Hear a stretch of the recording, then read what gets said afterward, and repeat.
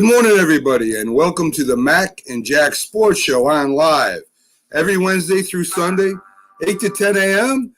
And I'm here today with my co-host, the great Jack Hirsch, who is our, and as I keep running our video, because they're cheering for Jack right now, as you can see. Jack Hirsch is the legendary boxing writer and also the former president of the National Boxing Writers Association. We're available on platforms such as Instagram and Twitter. We're live on Facebook, Twitch, and also on YouTube. So when you see us, folks, go ahead and like, share, and subscribe where you can. We also have a great website called macandjacksports.com.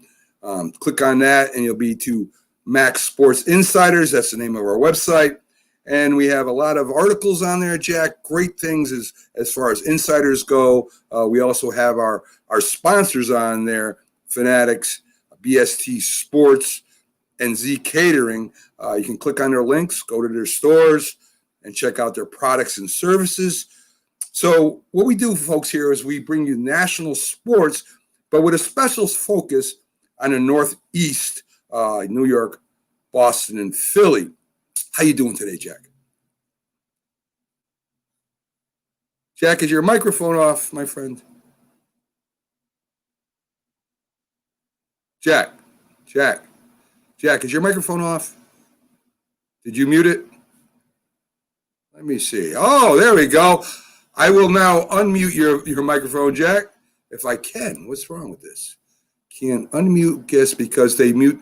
You mute yourself, Jack. You got to unmute your microphone, my friend. There you go. Huh. I still can't hear you, Jack. Let me see.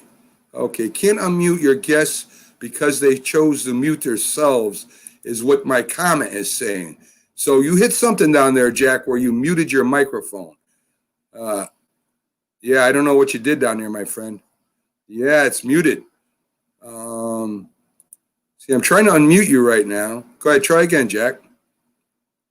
You did something to your microphone, my friend. No, can't hear you, Jack. Let me see. You're still, hold on. Unmute mic. Try it now, Jack. I don't know what the heck's going on over there. Can't hear you, Jack. I don't know what you did to that microphone, my friend. Maybe you should try to come out and come back in again. I'm not sure. So, folks, before we get to our sports updates, and hopefully Jack comes back and joins us and his microphone is working, before we start our updates, two big stories out there. Of course, we all know that the vaccine is arriving in states right now. So hopefully, here comes Jack. Jack, let me bring you on board. It sounds like you're good to go now. Go ahead, Jack. Am I good to go? Yes, you are, Jack. Good to go. Yes, you are, my friend. So I was just telling people before we get to the updates that there's two big stories out there. Of course, we all have heard that the vaccines are coming to each state. So hopefully, this can, if people get it and it works, we can kind of get back to normal in life where, we don't have to worry about closing restaurants and gyms and stuff like that. And maybe the sports gets back to normal. So there's a lot of hope out there, and hopefully this works out. And the second story is we have a big nor'eastern coming through Connecticut tonight into tomorrow, where I'm supposed to get over to almost 2 feet of snow. Mac, are we doing sports or the weather report? Well, I mean, come on, people are tuning in for sports, and you're giving a weather report. I know you, Mac. You're going to go from Connecticut to Philadelphia to New York City up to Buffalo. Right. I want to hear sports here. Hold on a second, Jack. So, folks, if for some reason the power goes out, we may not be on tomorrow. So, tune in. Hopefully everything works out. We got 50-mile-an-hour winds coming, so I'm just hoping that we'll be on tomorrow. So that's why I bring that up, Jack. So let's get to our sports updates. And this is brought to you by Fanatics. Fanatics has your sports gear for all your teams in any sport. So if you get a chance, go to our website, click on their link, brings you right to their store. Christmas is coming, and of course, we have birthdays year round and stuff like that. So go to our website at macandjacksports.com. Hit the link; it's right on the front page. Also, we have BST Breaks that has all sports cars that you can think of, plus signed jerseys. Check them out. Again, if you're looking for something to buy for a person in your family that loves sports, both sites have great things. I just ordered a hat too, Jack. I know you did from Fanatics. So I just ordered a Yankees hat because my Yankees hat has been through the ringer and it's worn and frayed and I can't really even wear it no more. So I got a new one coming. So, Jack, starting with the NCAA, of course, the championship is coming up here very shortly. The top four is still Alabama, Notre Dame, Clemson, and it looks like Ohio State, even only playing 5 games, still has an inside track to get into that championship, Jack. We'll see the way it works out. I can't help but think the final selections are ultimately decided on box office appeal, who has the best ratings. And the whole idea of having this playoff format is to let the national champion be decided on the field. The way Right. it used to be done before the playoffs, they'd have a couple of polls. They'd have a coaches poll. They'd have an Associated Press poll, United Press International, and all that. And then they would determine who the number one team was, who the national champion was. And at times that poll would be split. And it seems like this playoff format doesn't completely determine it because there's always a couple of teams that are left out of the tournament. They don't get to participate in the playoff for national champion, and there's a dispute. Right. I mean, they actually had a computer, remember, Jack, that was doing the polls and who should be first and who should be, the top 4. And then they came away from that, too, and just went to a committee. A lot of people had a problem with the computer deciding who was in the top 4. There will be no bubble for the NFL. In fact, they came out and said it will mandatorily, they will not have a bubble for the NFL playoffs. They did say that the NFL will reimburse teams if they use 2 airplanes to go to their away games, Jack, so they don't have everybody on one plane. So that's their idea of trying to curb or try to halt the spread of COVID. What do you think about them saying it's mandatory? Well, you want to know something? Money talks. And I know what Roger Goodell said, the NFL isn't going to get any preferential treatment as far as the virus goes. But with the Super Bowl this year held in Tampa, they don't want anyone testing positive for COVID. It would be a mess. Could you imagine one of the elite quarterbacks, like let's say the Chiefs are in, Patrick Mahomes is ruled out of the game because he has COVID and they find out right before because he had a positive test, even though he might be feeling fine. So I got to believe with the economics of the situation, one way or the other, the vaccinations are going to find its way to the NFL players because when money talks, I'm sure the league would give charitable donations towards medical science and so on. And I don't mean this as a conspiracy theory, and I don't mean it's a bad thing, but the NFL can't afford to have their playoff format really drastically changed because of the COVID situation. So why do you think that? I mean, the commissioner said that they're not going to have a bubble. Period. He cited because there's so many, so many people on a team in the NFL. You've got over 50 players, plus the coaching staff, plus the trainers, everything else, the management, the equipment manager, and stuff like that. But there definitely is mandatorily there will be no bubble for the NFL. I will tell you this. He's going to change his mind come Super Bowl time. 2 weeks between the games. They're going to be tested. They're going to be kept under wraps. They can't take a chance of anything going wrong. Imagine 7 players on a team test positive the day before Super Bowl game. Are they really going to go through with the game? And if they do, the results going to get tainted and it'll really go over bad. It'll really, for the I league agree. settings. I agree with it that they wouldn't play, Jack. They would probably, they would probably reschedule it. But it seems crazy to me. He says it wouldn't work. I mean, yeah, there's a lot more players in the NFL than there is in the NBA and hockey, and a lot bigger stats for sure. But I don't know that a bubble would definitely not work. But that I Well, get there's this element too. Florida's a hot spot. right. And if we're talking about this, everything revolves around the Super Bowl. And because they're not going to have the same amount of fans in the stands, supposedly, as in the past, I'm not sure what the percentage is going to be. That's yet to be determined for the Super Bowl. They could conceivably move the game out of Right. Tampa. Sure, definitely could. Chris Spielman leaves the broadcast booth. Chris Spielman, a former linebacker for the Detroit Lions, Yeah. he's going to join the Lions and will be on a three-panel advisory group with Barry Sanders, and this will be used to pick the next coach and GM. I don't know, Jack. I don't know if Barry Sanders and Spielman can pick a GM or coach. I guess they're not actually going to pick them. They're going to go ahead and give them their thoughts. Well, Chris Spielman more than Barry Sanders. Chris Spielman's brother's the GM of the Minnesota Vikings. Very true. So he can always speak with his brother, get advice. And Chris Spielman's been in the broadcast booth, okay, too. So he's acutely aware of what's going on around the league. He has a good feel for things. Barry Sanders, he's been out of the loop. It's basically a token thing to honor the greatest Detroit Lion of all time and get him involved with the team, with the culture, which isn't a bad thing. Yeah. But what would Barry Sanders really know about the next GM?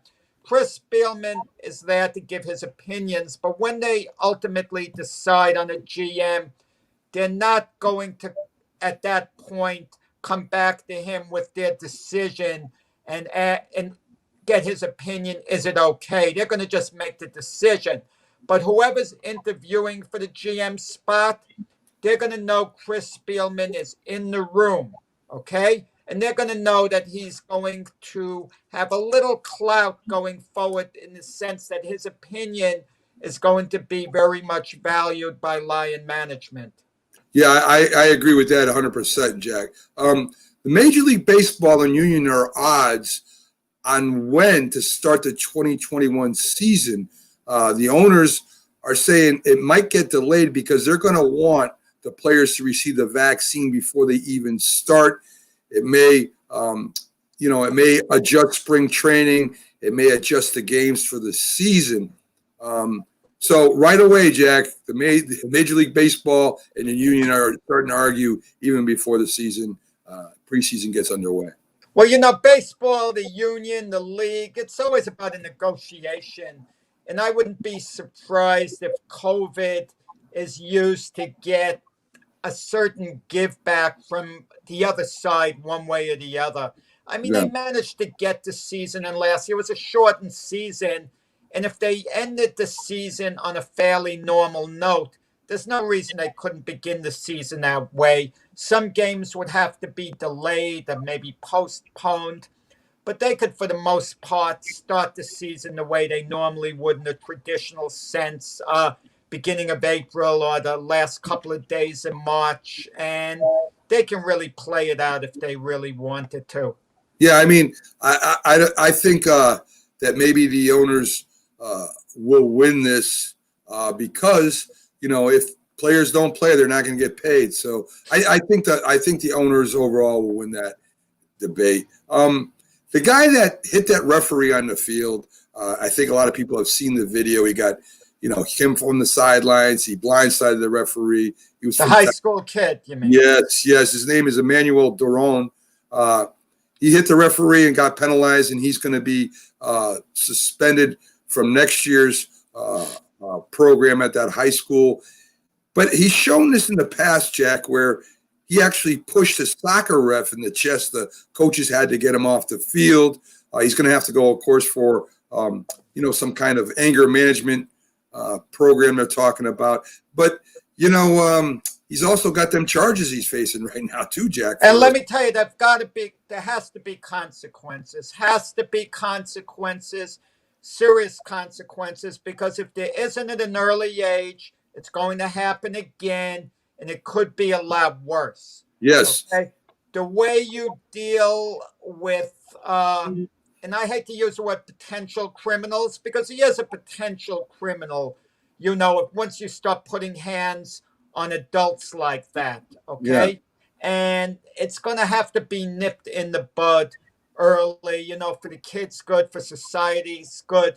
Sending him to anger management and being sure he gets the message is very important. And there has to be a way he works it off. Just suspending him from a team and from sports really isn't enough. I agree. So, folks, at 8:30, we have the Philly sports guy, Jamie Pags, will be in. And at 9 o'clock, we've got the director of the International Boxing Hall of Fame, Ed Brophy, will be executive director. Yeah, right. So, the boss man. So stick with us through the show. We got a lot of big guests coming up. So, Jack, let's get to the NFL standings. The AFC East, the Bills with a big win versus the Steelers are at 10-3. I think they've established themselves as a Super Bowl contender, followed by Miami, who gave KC a game but lost at the end at 8-5.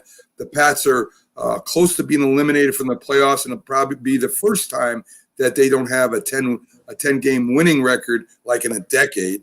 And of course, if they're followed by the winless Jets. Bills are making a case, Jack.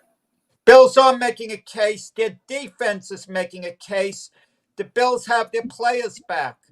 The Bills are basically ready to rock. They're healthy, and they're well balanced. And I'll tell you, we talked with Byron Williams, okay, a week ago, and I put him on the spot. Who he'd rate ahead of who? Josh Allen over Lamar Jackson.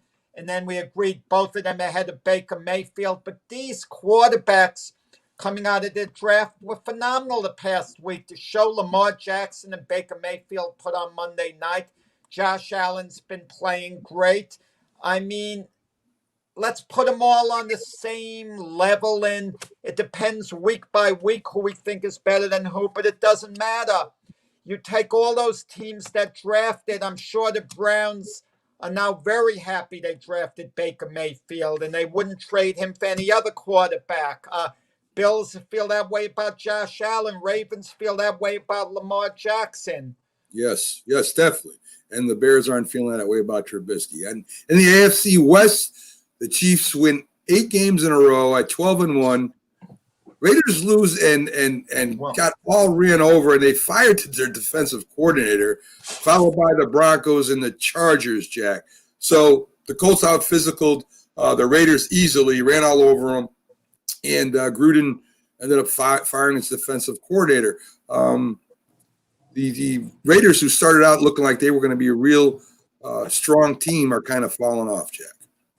Yeah, I mean, the Raiders, what could I say? Henry Ruggs is on the COVID list now.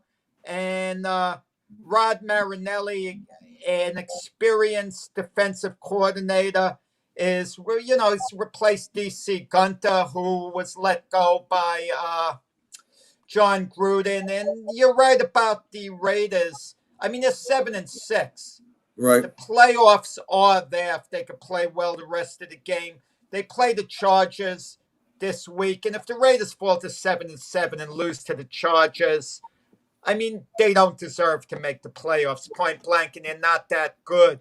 A lot of times, I feel when when you're playing a lesser team, to me, it's more important than playing an elite team, because when you play the lesser teams like the Raiders are tomorrow night against the Chargers, those are the games you absolutely have to win.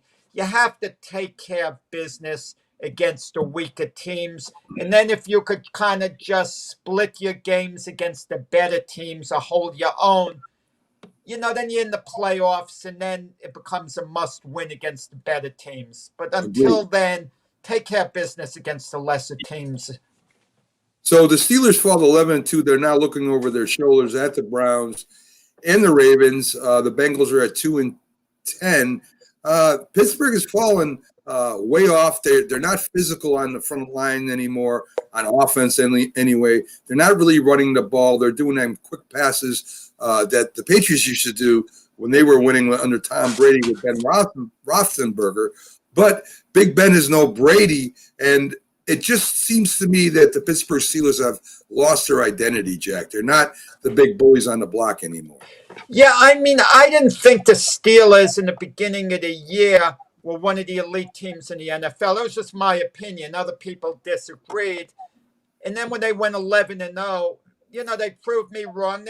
Their last win against the Ravens 3 games ago, they were very sloppy in beating the Ravens, and Mike Tomlin recognized that. And you'd think he was going to right the ship. They were going to make the adjustments, but they've lost their last couple of games, and it's rough going, for the Steelers right now. Big Ben, no one's talking about him showing his age, but he really hasn't been that effective passing downfield for a good part of the year. The Steelers have essentially won with a great front seven on defense, and they've had a good running game, and Roethlisberger has been effective on the shorter passes and so on, but there's time for the Steelers to straighten out, and they are going to be in the playoffs one way or the other. Even if they lose their last 3 games, they are going to be they've already clinched the playoff position. Well, Jack, the Steelers lead the league in drop passes, and I saw that again against the Bills, where the guy's wide open and these talented young receivers, they're great after they make the catch and break some tackles and run downfield for a touchdown. But they're having a big problem holding on to the ball. The passes hit them right in the chest or right in the hands, and they're not catching the ball. And they like to do their little TikTok videos and whatever else they like to do. But I think they should start concentrating on catching the ball. Well, they more than play the Bengals Monday night. Right. I mean, how they play against the Bengals is going to determine. They're going to beat the Bengals. The Bengals are flat out bad, especially without Joe Burrow there at the quarterback of their team. It's how they look. I mean, that's the type of game that you can work on things, make adjustments, get ready going forward. And but the Steelers, it's not like a Mike Tomlin team to lose focus. So I suspect they are going to straighten out against the Bengals. Look what happened to the Ravens. Completely lost focus, and now they seem to have it back, and they're going to make a serious run into the playoffs. And I suspect the Steelers will be the same way. I agree. And Carlos makes the point that their offense is not consistent and their defense is the same. And Gruden's still trying to put the system in. It's kind of frustrating for him. And, he also thinks that Pittsburgh will not make it far with Big Ben. I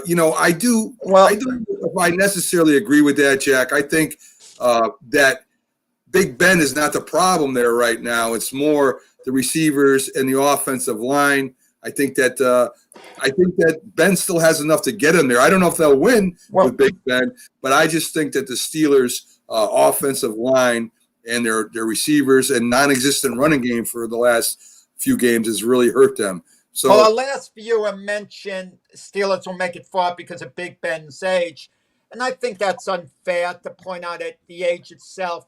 Because now he should say, well, Tampa Bay's not going to make it far because of Brady's age.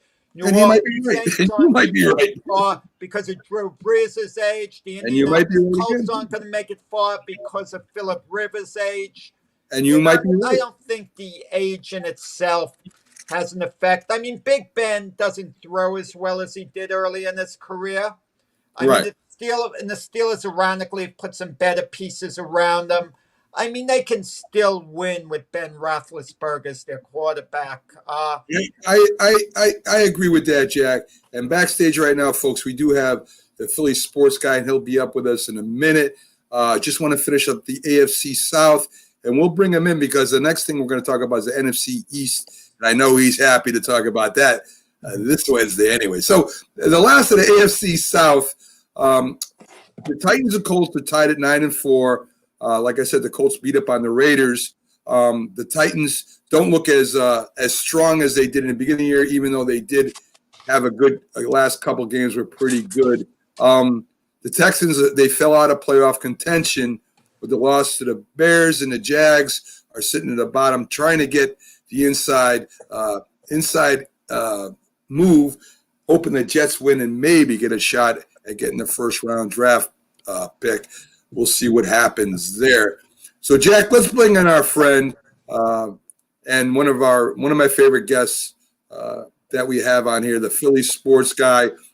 He has a big following. He's on TikTok. He's on every social platform you can think of. His likeness is being used by major sports companies. I mean, he's all over the place. So let's bring him in and see what Pags has got to say. How we doing today, Pags? How's it going? Good morning, guys. How are you guys today?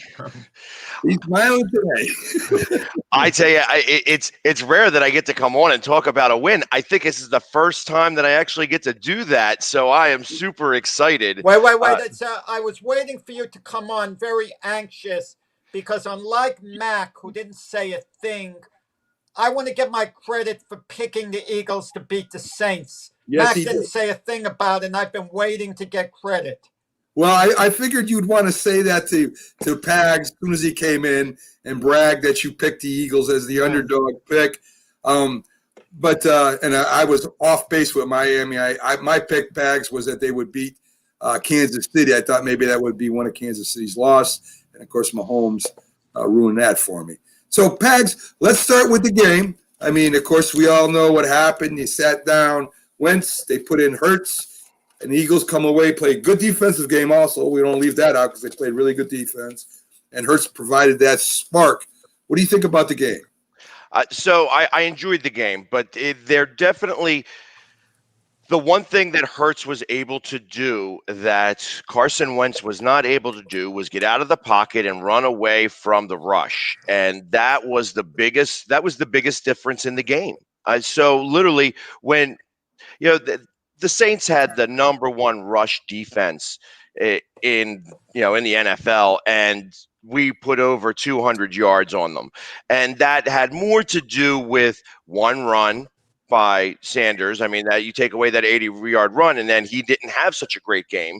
And then the fact that Hurts was able to get out of the pocket and start to find lanes so that he was able to run a few times. And then all of a sudden you have 200 yards put on there. The first time two players with over 100 yards rushed against the Saints since 2002. I think the NFL Pags needs to have a new mindset because Hurts rushed for 106 yards.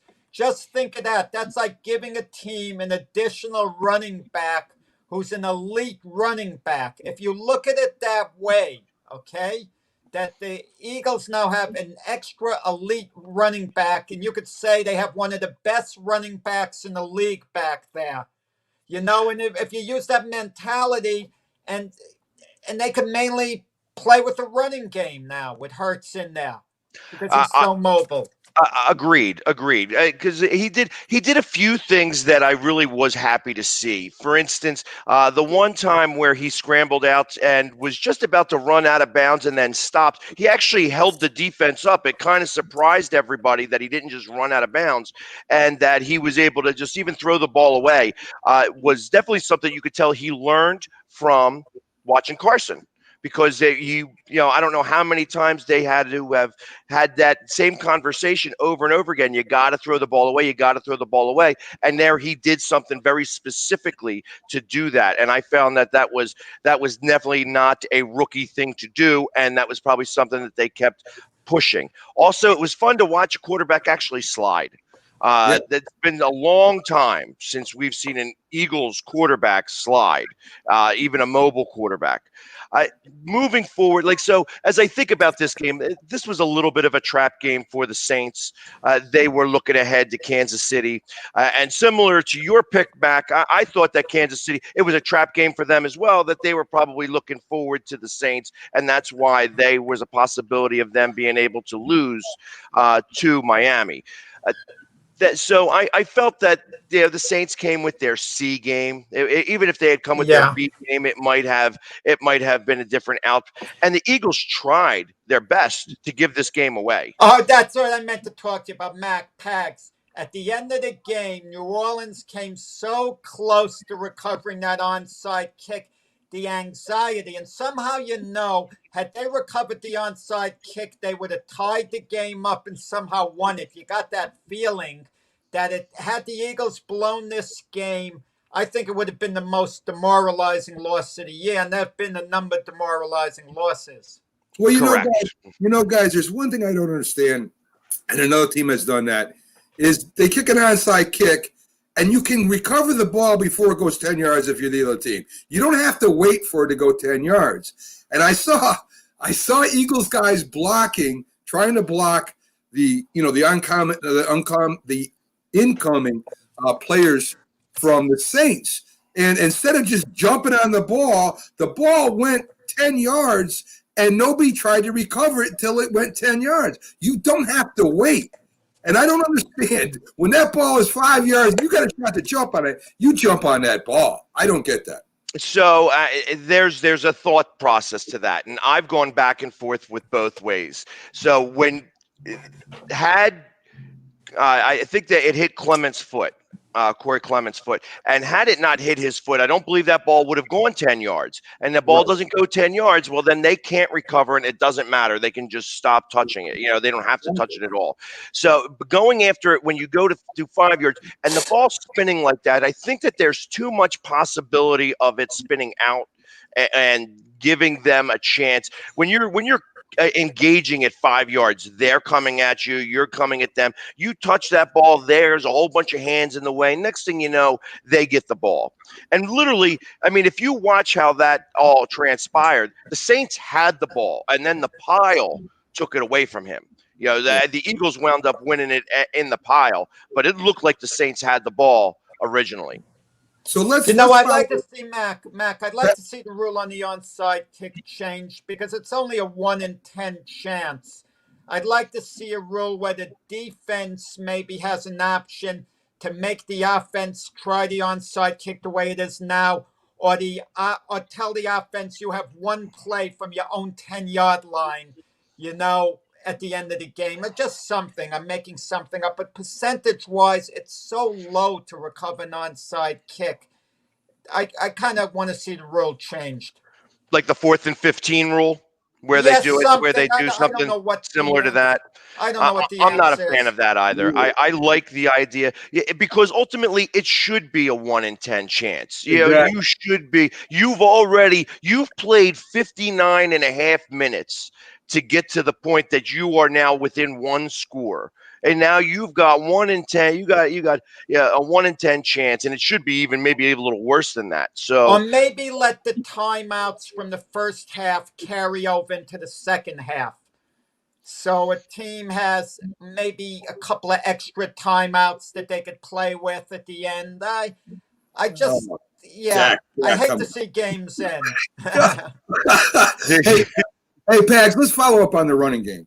We've been talking about that, all year, that they weren't really running the ball like they should have, or trying to commit to that. When you got two explosive backs back there, you mentioned he got an 80-yard run, and that's why his stats were so good. But that's what happens with an explosive back, right? He gets held back, then he breaks one. But it looked to me the play calling was a lot different with Hurts out there than it was with Wentz, where Wentz, I don't know if he was changing the play at the line of scrimmage or whether, the game calling was just different, because here was a commitment to the run with the two running backs plus Hurts, who mainly was running because he had to instead of because they designed it for him to run, which to me was crazy on trick plays. And again, your defense played good, and Hurts made some good throws. It wasn't just his run either.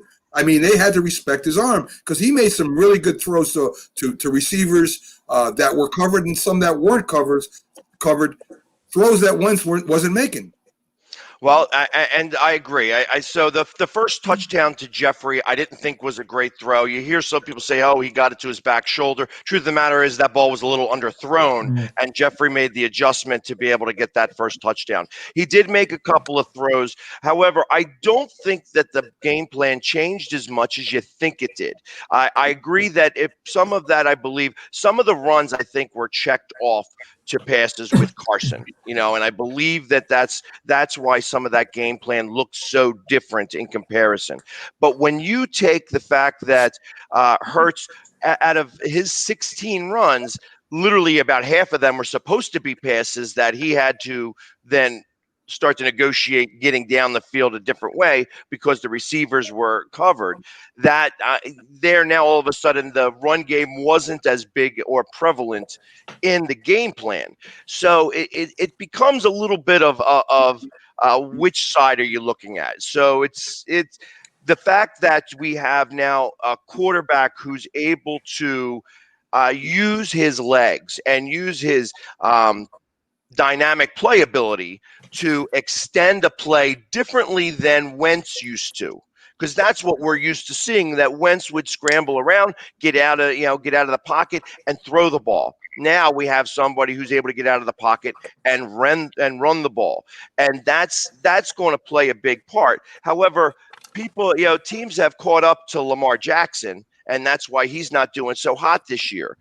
How long is it going to take? So even against Arizona, where they have a quarterback very similar to Hurts, how is that their defense sees this all the time? Are they going to be a lot more prepared for what the Eagles could offer here on Sunday? Well, one of the things that bothered me after the game, Doug Peterson, when asked who's going to start next week, says, "Well, we're not sure. I have to look at the game film." Didn't he see the game from the sideline? Obviously, Hurts should start. But what I kind of wonder about, if Hurts plays well the next couple of games, for the final game of the season, is there a chance Wentz might actually start? One of our viewers just put in Wentz's problems are mental. Would they maybe want to give him the last game of the season so he could, maybe end on a high note, go into the off season a bit more encouraged for next year? Well, I guess that's all going to depend on this week. This week is going to be the most telling. If the Giants lose and Washington loses and the Eagles win, and they win the next two games, they are now in the playoffs. And how do you? So again, it's similar to a hockey reference. How do you stop using the hot hand? How do you go from somebody who could possibly have won 3 games in a row and decide now is the time to bench him? And then especially when there's a playoff game possibly on the line. I mean, in 2018, the Eagles won 4 games to make it to the playoffs. In 2019, they won 4 games to make it to the playoffs. In 2020, we won game 1 of 4, and 4 in a row, of course, with some help from the Giants and Washington, would get us in the playoffs. Well, I you know, think I you think know, what the math is, the Redskins did upset the 49ers. I think the Eagles have to make 2 games up on the Redskins. So even if they win, the Redskins lose, they'll be a half game behind. So I With the think they'll game have at to the end of make the season. right. They'll have to make up that other game after that. But and right, and and, but if and they Alex and Alex Smith is injured, and they don't know if he's going to play and how significant his injury is. So that also gives the Eagles a little hope. Cardinals next week, Jamie. The Cardinals they physically beat up the Giants. I mean, it didn't look like Daniel Jones was healed from his injuries because he couldn't move at all, and he was Not a at sick all. truck. And so the Cardinals defense played well. Of course, you got Kyler Murray there with a big arm and a lot like, or maybe even more than Hurts. He can really run with the ball, and he tries to run for touchdowns, not out of bounds when he starts running. What do you think is going to happen next week? You think you got a legitimate shot at the Cardinals? Well, I think that there's a shot just because we are, like I said, there's not as much film on Hurts, and that's the wild card in this. The biggest deal is I'm not necessarily worried about Murray. I'm more worried about DeAndre Hopkins. That now, I mean, towards the end of the Saints game, you kept seeing defenders go down and another defender go down. It was like at one point there was like 4 plays in a row where we lost somebody, and the fact that Slay is playing hurt, and even though he did pretty well against Michael Thomas, it's it was evident that towards the end of the game that he just didn't have any more left in the tank. So is he going to be able to handle DeAndre Hopkins? And he's going to be the one that we have to spend the most amount of time preparing for. I don't think that it's Kyler Murray's the issue. Kyler Murray is, the defense, because we've had Hurts, is a little bit prepared for that. And the Eagles have always been really good with mobile quarterbacks. So I'm not as concerned about that. I feel more unease with how our secondary is going to be able to handle the passing game. And I feel like that's going to be the determining factor on whether the Eagles can win this game or not. Okay, so let's flip it over to the Philadelphia Phillies baseball team for a second. Talk a little bit about that. They may have a trade offer for pitcher Vince Velasquez. What do you think? Is this a trade that they should consider, or do you think they should just leave well enough alone when it comes to that? I think that Vince Velasquez would be better suited on a different team. I think that he's been serviceable for the Phillies, but he's been very inconsistent. And I don't know. You're actually the one telling me about this trade rumor, and I know that now that Dave Dombrowski is in-house, there's going to always be different rumors and things of that nature. The fact that the Mets signed a catcher brings Real Muto back in the fold really a little bit, and I know that the Phillies were, crying. We're saying, hey, listen, we were considering trading our number 1 and number 2 starting pitches. Vince Velasquez, like I said, he's a good pitcher. I think that Philadelphia is a tough place to pitch, just like it's a tough place to play quarterback. And when you start doing poorly, it's really loud.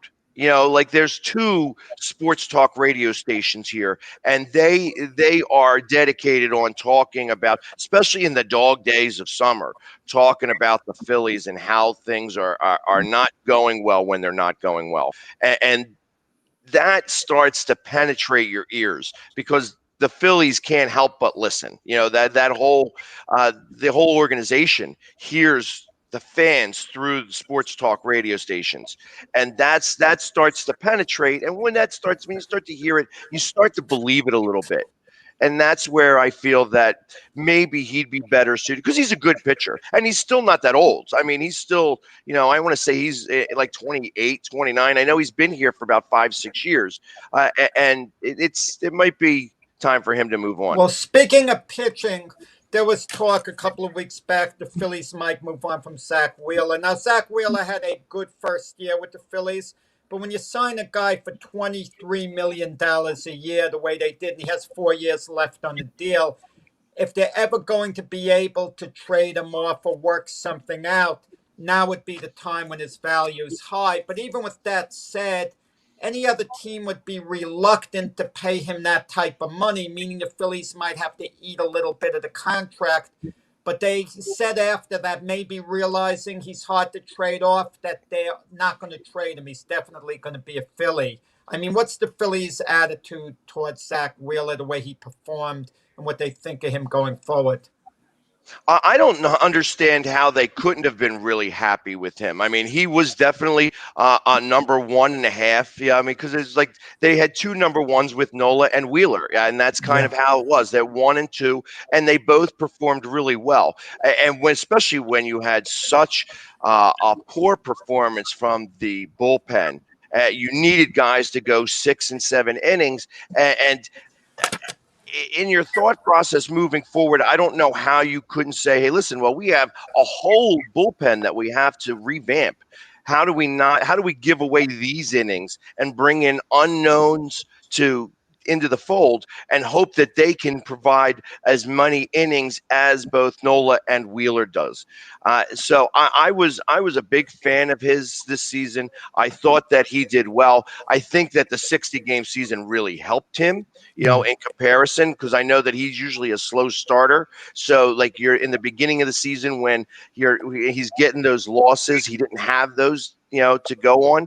And I feel that the Phillies would be really I, if we're going the money, the money is this going to be hard this year, especially because they're not sure if they're going to have fans, and they're not sure what's going to be happening moving forward and where money is going to start to come from. But I can't see any way possible that they can get rid of him and be able to save face with the fan base after the season that he just had, and knowing what he's done for the Mets over his career there too. You know, Pags, Realmuto, of course, is up for free agency, and the Mets took McCann. The Yankees look like they're going to keep Sanchez at least for one more year. There's a good chance you might keep Realmuto this year. Yes, and I feel like that the market is going to dictate his number. He isn't worth, I saw you put up this stat, he's not worth $30 million a year, and especially as a 30-year-old catcher. I mean, I know that the DH is coming to the NL, and I understand that he can also play first base, and all of those factors that come into play with that. However, he is 30 years old. He wants a 5-year deal. He wants it somewhere around the 125 to 150 million dollars, and I just can't see it in the time of COVID. I don't understand how that money could really, unless you're going to go out to some place where they have, again, ridiculous money, similar to like the Dodgers or even the Angels, that somebody's going to spend out the nose just to be able to have another name in the in the you know in the dugout. Yeah, I can't see that. long-term contracts for catchers are usually a major mistake. I can't help but think back to the Minnesota Twins with Joe Mauer. He was a hometown guy, homegrown. They gave him an 8-year deal. Halfway into the contract, he was playing first base as well. It just doesn't work, those long-time deals. Unless you get someone very young, 24, 25, then you could give them a 5-6 year deal. But once they get into their 30s, it's a mistake. Well, look at Yadier Molina. He has a hard time getting a good 1-year deal from the Cardinals. So if you want to talk about a lack of loyalty that a team might have towards a player, and the catcher in particular in this instance, the Cardinals lack of loyalty that they might actually let Yadier Molina go over a couple of $1 million kind of disgusts me. Well, and that becomes a little bit of the football mentality where these players are just business components, and this is a business, and you have to think of it like that sometimes. And good teams that continually get to the playoffs and get to the World Series and get championships are able to look beyond and say, you know what, you've done so much for us, thanks, see ya. You know what I mean? And that's where they hey, listen, there was talk back when Chase Utley, 2 years before Chase Utley started to really deteriorate and he went to the Dodgers, that he was at the maximum time to trade him. And they didn't trade him, and they held him for 2 years, and those 2 years weren't very productive. Pags, and Mac, when you think about catchers, the one that the Phillies should consult first and foremost and make their decision based on is what their manager, Joe Girardi, says. Who knows more about catching than Joe Girardi, a career catcher, the manager? If he feels they could get 5 good years out of Realmuto, okay, that should have some bearing on the decision. And he likes Realmuto. He does like Realmuto. He wants to keep him. But I think he also understands. He knows what's happening. That in 3 years' time, Realmuto's not going to. You're not going to be able to catch him. He wants to play 162 games, and there's just no way that he's able to do that. They had to force him to sit down a couple of times. And Knapp is not a great backup catcher, but obviously you got to play with who you got. Hey, Pags, before we let you go, I'm going to touch on the Flyers with you really quick. They think that, Farabee and Frost are looking good. They're ready to have a breakout. They're coming up from last year. I think they were picks 1 and 3. And they played last year. They did really good. What do you expect from them 2 young guys this year? I am excited. We talked about hockey, and I was unsure, and then all of a sudden there was a lot of hockey news that came across my desk. So I'm really excited about this team. I feel like that they are the guys that could possibly move this team forward. Farabee has got a shot. Frost is has been really exciting, and they didn't really have enough experience to come up to the big club last year, especially after they had to go into the bubble. And the Flyers went in on such a high to go into the bubble that you couldn't change the dynamic until it was like way too late. And then you have Oscar Lindblom coming back, who's now fully recovered from cancer and now able to put some of that weight back on, because he definitely looked undersized when he was playing in that series against the Islanders. Although he provided a little bit of a spark to them, he wasn't the same player, and he was playing great up until the point that they found the cancer in him last year. So I kind of expect that between that, but this team is really, I am excited to watch Carter Hart's progression. And I feel like that this is where he starts to become the elite goalie that we all believe that he is ready to become. And I feel like that, especially in hockey, the goalie is going to be the one that you ride. Like, he's the one that carries the team on the back. It's great. It's great to see these young guys come up, and the speed is going to be fantastic, because you noticed against us in the Islanders game, in the Islanders series, we were slow, and speed is going to be really important, especially when you have some older like veterans like Giroux and Voracek and those types of guys. And I was expecting to see maybe like a trade to see maybe possibly bring Johnny Gaudreau from Calgary in town, because I know that he's interested in trying to play back home, being a Jersey guy, but that they haven't been able to put that together yet. So it's going to be, I'm interested and excited to see how these young guys are going to perform with the Flyers. Just before you go, Pags, one question on the NBA. Did James Harden talk to the Sixers as reemerge? Mac was going to mention it, I could tell. I think your answer should be an absolute no, but should Ben Simmons be included in any deal for James Harden if the Sixers could get him? No. Good answer. No, yeah, you can't do that. That's an easy answer. I got to listen to a little bit of the game yesterday. I didn't get to watch anything, and I know that it's preseason. I know that Boston had like 10-minute windows for all their rookies getting in, so it's not like a traditional game was. But from everything that I was hearing, it was good to hear the excitement that the team was showing under Doc Rivers, and that at one point when they started to become a little bit lagging, that Doc Rivers got into them a little bit, and they were able to change the tune in that quarter, like in the third quarter. And that has been one of the things that the Sixers have done consistently, is that they've been pretty good in the first half, and then they come out flat as can be in the third quarter without making any adjustments. And you could tell that started to happen again, and Doc was like, we are not coached by Brett Brown anymore. I'm going to be letting you know that this cannot happen. And they responded, and that's what I like to see. I like to see the different style, that the culture of losing, it just got so much. I just thought of something, guys. It never crossed my mind until this second. Austin Rivers, which was James Harden's teammate with the Rockets.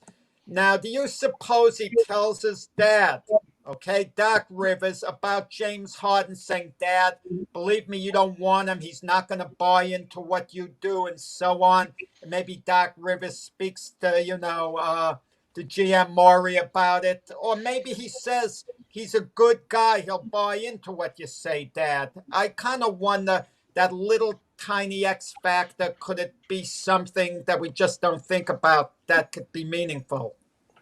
Well, again, it's going to start to become really, are you going to trade the parts that you have now to be able to get somebody who's going to be for only 2, maybe 3 years, and you're going to be paying a ridiculous amount of money? I like the idea of being the Warriors of the East, where we have like a super team put together. But I just find it unrealistic. I just don't see enough ball time for all of those. And I just think that that locker room is only so big. And right now you do have a lot of ego in that locker room. And then add such a wild card as Harden in there may it's there's a thing of going adding too much sugar to the coffee makes it too sweet, and that's kind of what I would feel there. It's just like you just add a little bit too much, and the too much is still not enough. Well, Pags, I think adding Harden there would add a little different thing than sugar over there. I may add a little True. bit of Mag has 3 wait, cups each morning. Yes. Hey, Pags, we're going to have to let you go. We got to get our official timeout in. We're going to bring on the director of the International Boxing Hall of Fame, Ed Brophy, is going to come in right on the other side of the commercial. Pags, again, a great job. Thank you for coming in, and we look forward to your visit every week. You have a great day, and celebrate that win as long as you can, Pags. Hey, wins are much better than losses. Oh, so. yeah. Yeah, right. So you have a Thanks, great day. guys. Have a great week. Take care. So there you go, Jack. That was our Philly sports guy, Jamie Pags, one of my favorite guests, and pleasure having him on every week. We've got Philly covered.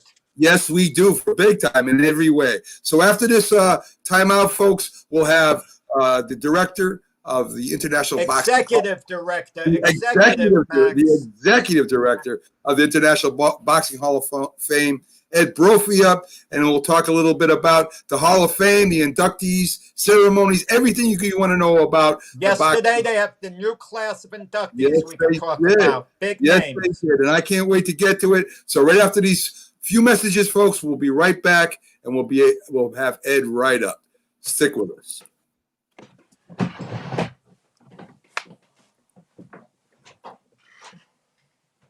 If you served honorably in our nation's armed forces and you're looking for a way to continue serving your fellow veterans in your community, then join AMVETS. Each year, AMVETS members volunteer millions of hours at VA healthcare facilities from coast to coast, helping to improve the lives of their fellow veterans through the VA Voluntary Services Program. AMVETS posts and departments also participate in a wide variety of community service projects, ranging from Americanism in our schools to supporting the Special Olympics and Boy Scouts of America. If you no longer wear the uniform today, you can still serve through the AMVETS by joining today at amvets.org. Hi, Grandma. What's for dinner? Hey, honey, I'm making stew tonight. Ooh, can Nina come over? I'm not sure about our new friend. I wonder if there's been any drinking going on. Alcohol at her age can lead to so many bad things. I've been meaning to ask you, what would happen if someone offered you a drink? Grandma? This is hard. She's so young, but I know I need to talk to her about it now before someone tries to give her alcohol. If anyone ever does offer you a drink, I want you to say no. I have too much respect for my family, and I don't want to get in trouble. Okay. Really? I promise, Grandma. I love you too. Okay, how about tasting this stew and telling me what you think? Some children may try alcohol as young as 9 years old. It's not too early to talk about drinking. For tips on how to begin the conversation, visit underagedrinking.samhsa.gov. That's underagedrinking.samhsa.gov. This message brought to you by SAMHSA and this station.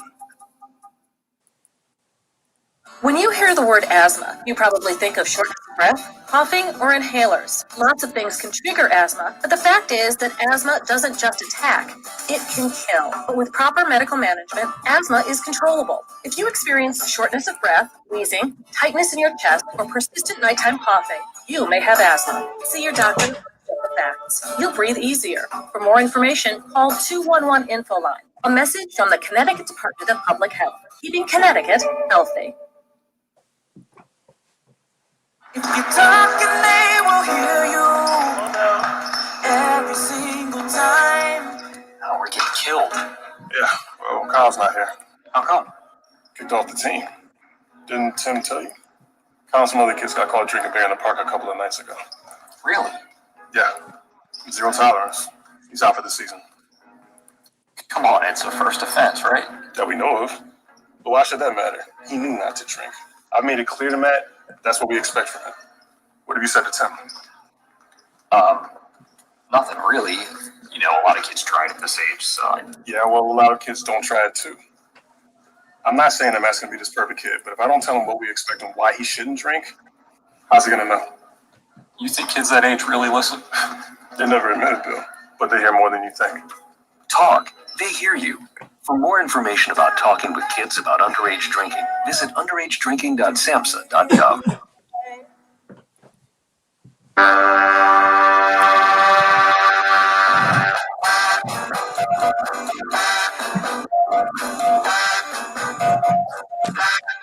Good morning, everybody, and welcome back to the Mac and Jack Sports Show. We're on Wednesday through Sunday, 8 to 10 a.m. I'm your host, Mac, with my co-host, the legendary boxing writer, Jack Hirsch. And we have a special guest coming up with us. Right now, we're going to bring him up live into the studio, Ed Brophy, the executive director of the International Boxing Hall of Fame. How you doing today, Ed? Hey, Ed. Very good. Good to be with both of you. This is exclusive to get Ed the morning after the inductees were announced. This is an exclusive. Yes, Well, I know. It's great. Yeah. It's great to be here the day after. And Jack, great friend of boxing and a great historian. So I'm glad to be on with you. I'm so excited when I saw those names come up. I mean, it's going to be rocking this June. Yes, Yeah. let's get to the International Boxing Hall of Fame itself first, Ed. Most people that follow boxing know about it, but of course we have listeners that are, not diehard boxing fans. They kind of follow their favorite fighters. Can you give us a little information about the International Boxing Hall of Fame? Exactly. So we're, the oldest sport, but perhaps the youngest Hall of Fame. So while it's known among the boxing community, others may not have heard because we are the youngest, opened up in 1989, just a little over 30 years ago. And it opened up in 1989 in the small village here in Canastota. Canastota has a long history, 100 years of boxing, back to the bare knuckle days, to the high school boxing teams, to world champions that start off in the 1950s. Carmen Basilio, welterweight, middleweight champion of the world, fighter of the year, beat Ray Robinson and Yankee Stadium and put Canastota on the boxing map. And boxing continued with promoters of Tony Graziano, another world champion, Billy Backus in 1970. In between, there's amateur fighters, pro fighters. So a lot of boxing in the history of the small village, only 5,000 people. So the village wanted to honor the sport. Nowhere in the world was a Hall of Fame museum like baseball and football and basketball. They all had a Hall of Fame museum where you drive in the driveway, you walk in the front door, and there's all the memorabilia of the sport, and boxing deserved it. And the village wanted to do that for boxing. And so in 1989, the doors opened up. The ribbon was cut by Floyd Patterson, Joe Frazier, and other greats. Mm-hmm. 1 year later was the first induction class, including Muhammad Ali, Billy Conn, Ike Williams, Jake LaMotta. All the legends of boxing were here to receive their Hall of Fame ring for the induction ceremony. And every year after, the induction ceremony kept on growing, and the popularity and the credibility. And boxing is an international sport, so it involves boxers, trainers, managers around the globe. And it's important to boxing, and it's we celebrated the 30th anniversary the year before last. Excellent. And with the COVID last year, you really didn't have to get a chance to have the ceremony. Now, from what I read, when you do have a ceremony, it's going to include those inductees too. Is that true, Ed? What happened, of course, last year in March when the world kind of stopped and everything got canceled, all kinds of events, we were included in that. And we had to cancel the June induction weekend. And what we had stated at the time that those honorees would be honored with a class of 2021 the following year, being this coming June. And we, like everybody around the world, thought that this pandemic would be about a month, 2 months, 3 months, maybe 4. We would never think that we'd be in December announcing our class for 2021 and still in this situation. And we're hopeful that we can put on a weekend that would be with all the bells and whistles for both classes, the 2020 and 21. That's the next question that people ask me about the Hall of Fame this particular year. It's hard enough to do 1 year with all the logistics, and you do it magnificently. How on earth are you going to pull off 2 induction classes at once? Well, we have a lot of different plans, a lot of different ways of looking at it. And we know we're very confident that the weekend will be fantastic for each of the inductees of each class and for the fans. And we have different ideas that we're going to implement. And we're just going to take each step day by day week by week and monitor this pandemic and see where we are in January and then see where we are in February, because we have to keep our eye on that first to make sure we can implement what we want to implement. If we can, we have a plan that's going to be fantastic and all the fans will enjoy it. And it's most important to honor those inductees with all the bells and whistles. So the key right now is to celebrate the announcement of the class of 2021 and reminding people, of course, the class of 2020, because they're together, to celebrate during this time and celebrate throughout the holiday. And then we'll take the next step as we get into January and monitor the event, as everybody's looking at the first half of the year, what they can do and what they have to maybe prolong or postpone. All those concepts, ideas, or thoughts are in our mind, as other Hall of Fames too have Hall of Fame weekends like baseball and football next summer. We're all trying to look at it and determine what's the best thing to do. You did something that I really liked a lot that I wish the other sports, especially baseball, would do as well. You made the waiting period 3 years from the time a fighter last fought, where they'd be eligible for induction into the International Boxing Hall of Fame. I wish they did the same thing in the other sports, wouldn't make them wait 5 years. There's no real reason for that. Well, we started that thought a few years back when other different Hall of Fames were also considering and doing the same.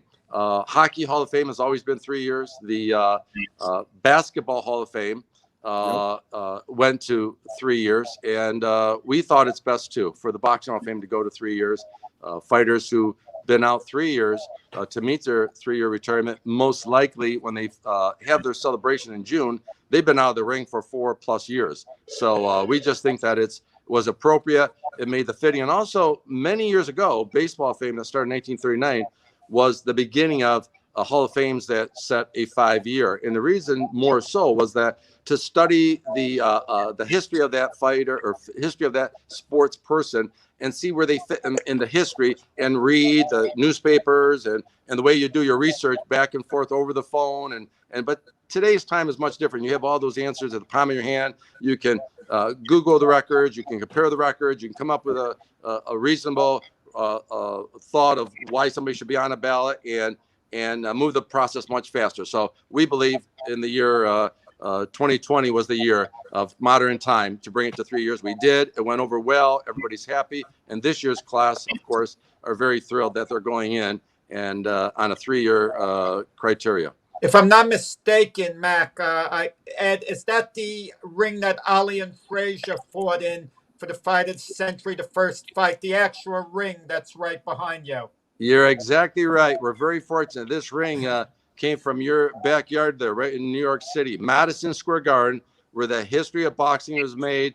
If you take the history of boxing, what arena had the most historical fights and was the dream of every fighter around the world to fight in was this ring at Madison Square Garden. From the 1920s all the way to 2007, this ring was the original ring that was built in all the great fights. And of course, the fight of the century, which is the anniversary coming up this coming March, 50 will be years. the 50th anniversary of those two fighters, Muhammad Ali, Joe Frazier, to fight in this ring and fight of the century. So we're going to celebrate in some way that we can do on that day, because this ring is sitting here. Madison Square Garden finally got a new ring after all those years, and they thought it should be preserved in New York State, and they thought of the International Boxing Hall of Fame, and we agreed it was a great idea. And the boxing champions who fought in this ring and come to Canastota enjoy getting back into the ring, taking pictures, doing interviews, and the fans, of course, love walking around it with all the pictures. It's the most historical piece in boxing, the ring from Madison Square Garden. You know, Ed, that was my first when I was growing up. And at the time, I was 9 years old. And that was the first heavyweight fight I saw, actually get into boxing. I'm a huge Smokin' Joe Frazier fan. And, of course, if you're a huge Smokin' Joe Frazier fan, you got a little ominous to Muhammad Ali. But, Muhammad Ali, of course, one of the greatest of all time. But, yeah, when I first saw that, and the extravaganza that was put on at that fight was unbelievable. It got me hooked on boxing. And from then on, I was a huge fan. You having that is great, having something like that at the Hall of Fame. So why don't we get to this year's inductees? And if you would tell our viewers and listeners who are the inductees for the 2021 class. Well, we announced yesterday each class of inductees, and in the modern category, Vladimir Klitschko, Floyd Mayweather, Andre Ward, 3 first-year eligibility, go right in. It was a ballot stacked with great names. They made it in. In the old-timer category, Davey Moore. In the women's category, Layla Ali and Ann Wolf, 2 great fighters in the history of female boxing. And in the trailblazer, Jackie Tandawanda and Marion Trimier. And then in the non-participant was Freddie Brown, great trainer, and Dr. Margaret Goodman, first doctor physician to go into the Hall of Fame. And of course, the old-time trainer manager, Jackie McCoy. In the observers, which is broadcasters, journalists, screenwriters, George Kimball, the great journalist, and also television executive, Jay Larkin. A great class of inductees. All of the inductees were informed from the Hall of Fame office, and all very excited to receive boxing's highest honor, to looking forward to receive the Hall of Fame ring, custom made with their name on it, and also their plaque on the Hall of Fame wall that will be there for generation after generation for those who walk in the museum and to recall the memories of them, or also the younger ones to learn of their career. So a great achievement by them. We applaud them. We announced it yesterday. They're happy. The world of boxing is looking forward to it. So important to the sport of boxing, where the history is being preserved. And the village of Canastota is always happy to put out the red carpet, and 300 plus volunteers and the whole community comes together to honor the great sport of boxing as the world boxing fans come in from all over the world to honor the new class of inductees. Yeah, what was noteworthy is that 5 women are going to be inducted into the International Boxing Hall of Fame in this latest year's class. And I'd venture guess that that's the most women in the history of any sport where it's been co-ed, where men and women combined, that have gone into the Hall of Fame. So Yes. I hope that piece of evidence is very good if 10 years from now people are claiming, well, how come there are not more women, blah, blah, blah, in the Hall of Fame. I mean, they're very worthy, the women that are going in, and it's a very nice thing to see, the amount of women that are going in this year's class. And it also marks the first father-daughter, of course, Muhammad Ali, and then Layla Ali. I didn't even so think of it's that. very interesting. On the Hall of Fame wall, first a father and a daughter to both be on the Hall of Fame wall. And of course, with the Klitschkos, it's 2 brothers. So both Vitaly will return as Hall of Famer to celebrate his brother now. So it's a very unique year. There's a lot of different points of interest, and it's going to make it very interesting, exciting for each of the members of the class of 2020 and 2021 to get together, celebrate together, be as one, and really just soak up the excitement and to be on top of the world again. Mac, for those who haven't been in Canastota, and I've obviously been there a ton of years from the beginning, the last 30 years, as Ed knows, phenomenal place to be. It's called boxing heaven. That's what it is. If you like boxing, it's a weekend unlike any other. Even the parade they have right before the induction Sunday. I've been to parades at Disney World that haven't been as good. Okay, I mean, it's amazing. I love the parade. You get there early. Everyone is, coming by with the cars. The crowds are cheering. I mean, the induction is great. The collectors convention. If you like memorabilia, that's Saturday. The banquet of champions beforehand. The ringside seminars you could sit down and watch. I mean, it's a phenomenal time. I mean, you never get tired of it. I mean, you so look forward to it. And the moment it ends, you can't wait until the following June is coming around. Jack, I just want to add to that is that, what makes that magic is a small village, the small town village feeling, but also neighboring us is our partner into promoting boxing is Turning Stone Casino. So in the evening, they got the casino effect, and Turning Stone does a great job for the Friday night fights. And then on Saturday night is our banquet of champions. So you have a blend of what boxing is all about. Right. Small blue collar community and a casino feeling. So you put those 2 combinations together. It's all about boxing and what feels boxing. It smells boxing. It looks boxing. And it just is all boxing fans who have boxing in the blood that are here. It's where you say it's boxing heaven. Yeah. That's tremendous, Ed. When you go into considering your inductees, I mean, is there anything else besides the record that you're looking at? I mean, we have a lot of boxers that have great records that aren't considered, the greatest in boxing because of their opponents. I mean, what is the criteria, Ed? I mean, are you looking at the boxers that they went up against in their prime or later on in years, or is it just based off the stats?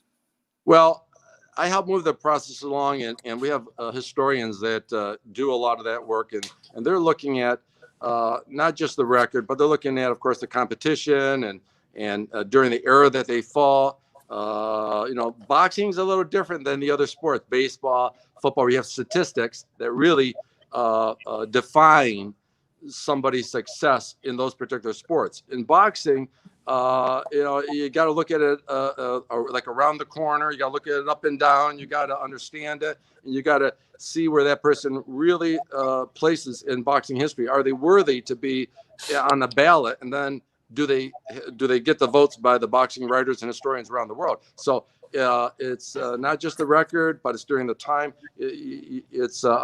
But when one reaches that level of achievements that have either been a champion, fought champions, fared very well, contributed to boxing, and have earned their place, they'll be considered to be put on the ballot. So different than some other sports. Boxing, you can look at it different ways, and you have to really study it and understand it. And we have some great historians, of both boxing writers, historians of different countries, including Germany, England, Australia, Mexico, you name it. We have them all put their input, and that's why that ballot is always a very well-deserving ballot for the boxers. Now, on the non-boxers, for the journalists, for the broadcasters, the trainers, the promoters, they don't have to be retired. They can do it. Many of them do it for their whole life. Right. But when they reach a certain level of achievements that they made a contribution in their particular field, it's recognized and it rises. And the historians will look at that and they'll see what their contribution was. And that rise is based on their achievements, not by the number of years they've been doing it, if they've stopped doing it or continue doing it. So we have some of the great trainers, promoters, managers that might have been elected in years ago and they're still doing it, but they earned their Hall of Fame status many years ago. And so we have to keep updating their bio because they keep on going. Yeah, Dean Coleman, a great fan, just put in Joe Kazumi. The average viewer might not know who Joe Kazumi was, a writer from Japan. One of the criticisms that's been very unfair, that's been levied towards Ed, whenever someone isn't in the Hall of Fame, Ed seems to always get blamed. Ed's limited in what he can do. Right. Ed doesn't decide who gets in the Hall of Fame. Okay. Right. I mean, we have people that vote on it, Boxing Writers Association of America, historians, so on. And the guy's on the ballot, but if he doesn't get the votes, I mean, there's nothing Ed can do about it. Yet he endures this criticism like, oh, speak to Brophy, this and that. And doesn't it get to be a little tiring after a while, Ed, for you to get blamed for something you have, really nothing to do with? Well, I don't look at it that way at all. It's natural for somebody to have to attach to something of a reasoning of maybe they disagree with something. So they're going to have to attach to the organization or the director and share their thoughts. So it's a natural thing. But we feel very good about the election process. And it's a international process. And we try to share to those who maybe disagree with how the process is by the many voters and writers and the input by everyone. And I myself as director don't cast a vote. So it's okay. In life, as in boxing, punches come, you get hit by left hooks, and that's just what life's all about. So just part of the function of being the executive director, you may receive some comments that maybe people are maybe disappointed about, but that's you do your best to try to explain and share why the Hall of Fame is stands up to the top level of its induction process procedure and its daily function of welcoming fans and putting on nice exhibits and doing a good job. We have many volunteers. We have a great organization worldwide, and we're very proud of it. We're so happy that everybody plays a part in boxing. Hey, Ed, one question. I'm going to get your personal thoughts on this. And I asked this. We try to promote boxing as much as we can. Of course, Jack being a writer and me being a diehard boxing fan. Boxing in popularity has dropped a lot in the last maybe 20 years with the division split, and you got different sanctioning bodies that some count are recognized and some not so much. And the promotion of boxing not being on TV all the time, just being pay-per-view. Do you think boxing should change their outlook and maybe start putting these fights on not pay-per-view? Maybe trying to combine the classes instead of having 20 different titles instead of maybe 10. Do you think boxing would be better off if they did something like that? Well, that's a conversation that is talked a lot about among boxing fans. It's been going on for years, and I'm sure years ago there was other subjects of boxing that they talked about. I've always been intrigued at what makes boxing boxing. The chemistry of the managers, the promoters, the negotiating, the word organizations, and the so many different parts of it. There's a good reason why each thing is happening in boxing. There's a good reason why there's different organizations. There's benefits to the champions to become a champion. There's many different ways you can look at it. I'm not one to decide or think favorably more one way or the other of which way boxing should go. I just believe that, boxing, while, as you say, may not have what it had years ago where that was the key sport. Boxing was ruling the sports. And if you were the heavyweight champion, that was the greatest of all sports. And perhaps today, it comes and goes depending on the recognition the heavyweight champions getting, and then all the other divisions. But boxing still has, when the great fight comes around, gets the attention as much or more than any other sport because it's international. It rises to the top. So boxing still does rise to the top, is not miss that top level when the right fight is put together. And those right fights will continue to happen. And boxing proves to be on top. So whatever happens in between the number of organizations or different on TV, off TV, fans know about boxing. And when that big fight's put together, they're watching it. And it really shows all the other sports, boxing's king and may not be sitting as king on a daily basis, but put the biggest sports together. You put a big heavyweight championship fight or maybe even a middleweight title fight, whatever it might be. If it's the key fight, it will outdo any other sport. And that's why I'm so much in love with the sport of boxing since I was a kid and to now, and why you and others around the world love boxing, because it is a great sport. It always will be. It'll always be with us. And I think over time, there'll be different things that will happen, maybe more TV, less TV, great moments, less moments. But that's what life's all about. And that's why there is no other sport that speaks the language of life as much as boxing does. Boxing has its ups and downs like life does. So during times where we wish maybe a little bit more of this, a little bit less of that, that's the way life is. Boxing's a great sport. It always will be. Very good. Very good answer. Very good answer. And yeah, I just would love to see a lot more boxing on TV because I miss it because they really don't, they don't have the big Well, fights. you could get there. I mean, you could get ESPN Plus, The Zone. I mean, there are outlets to get it. But nothing like a big boxing match. You know what I'm saying, Jack. You know exactly what I'm saying. Right. But it was a very, very great answer. It really was. I mean, I am glad that Jack hooked you up with our show. I mean, I can't get enough of boxing. I've never seen the inside of the Boxing Hall of Fame. I'm definitely gonna make a trip up there and take a look at it. And you do a great job up there, and continued success. And we'll definitely have you on again. It's been a pleasure having you on, Ed. And I hope you have a great day. And can't wait to see that ceremony. Yeah, and we welcome everybody to go to our website, check it all out, check everything that we have to offer on there, check about the bios on the inductees.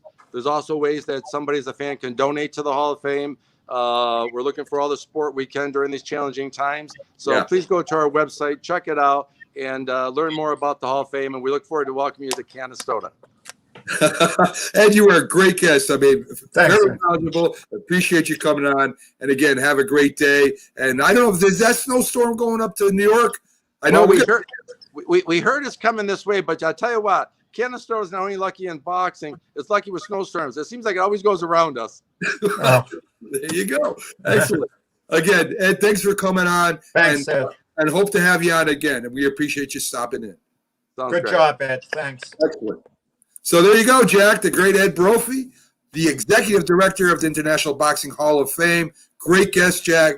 Very informative. And like I said, boxing is in my top two sports, right next to football. I love boxing. And, man, I mean, I got to get up there and I got to check out that. Canastota Induction Weekend, which is held always the second weekend in June. The second weekend in June is unlike any other weekend. It's amazing what goes on there, the amount of boxing people. It's like a tremendous fan fest with all the fighters, the activities going on.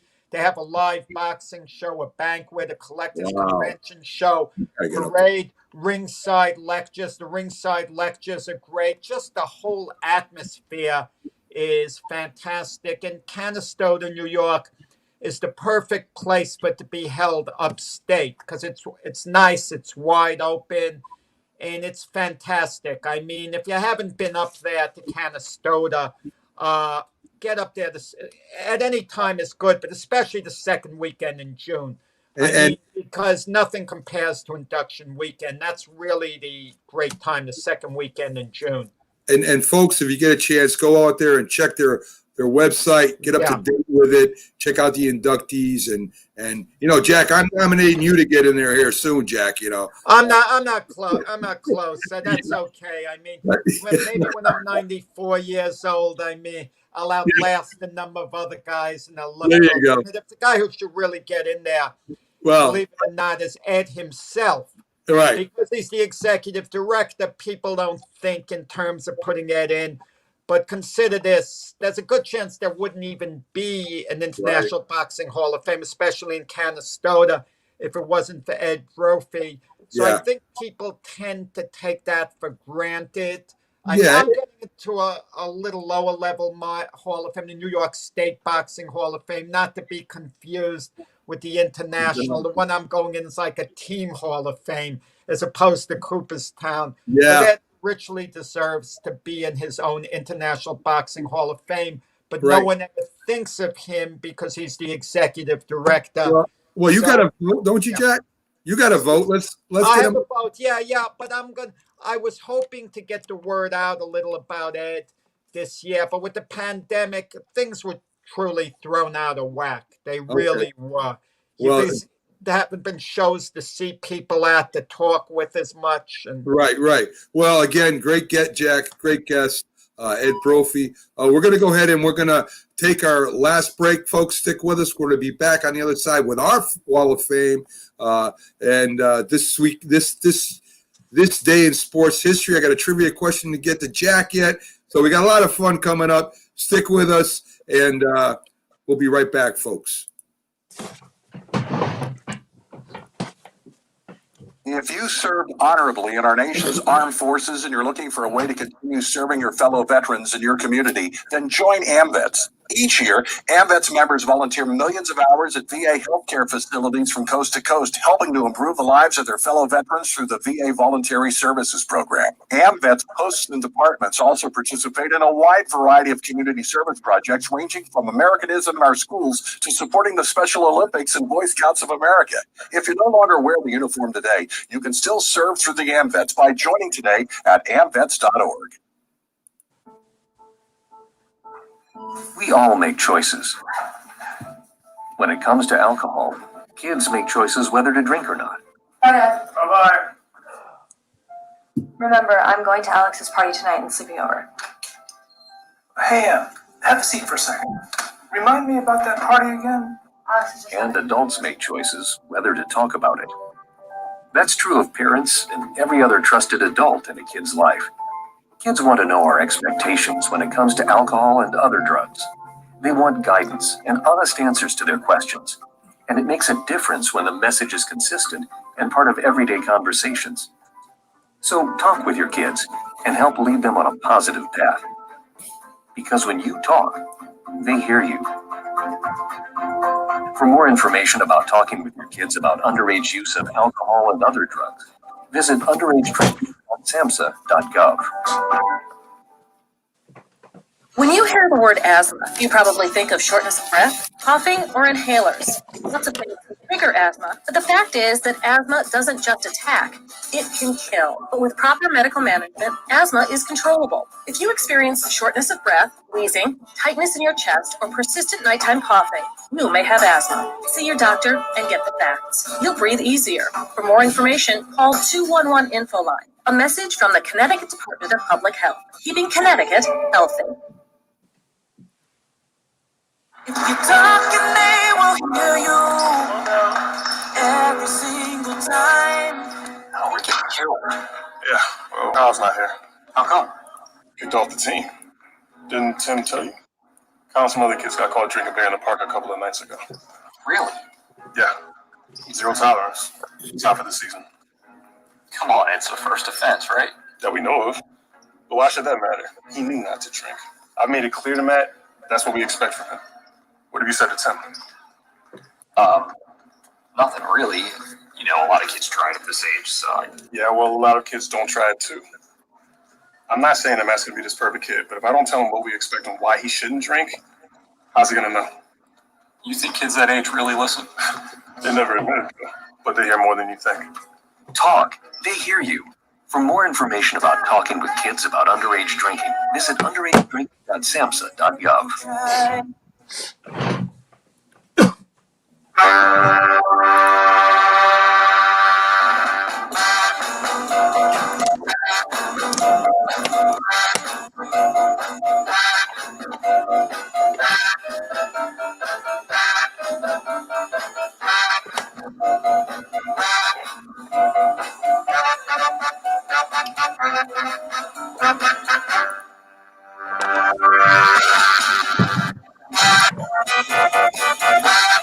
Good morning, everybody, and welcome back to the Mac and Jack Sports Show.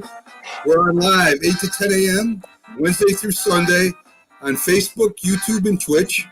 We also got platforms up on Instagram and on Twitter. So if you get a chance, go ahead and check those out.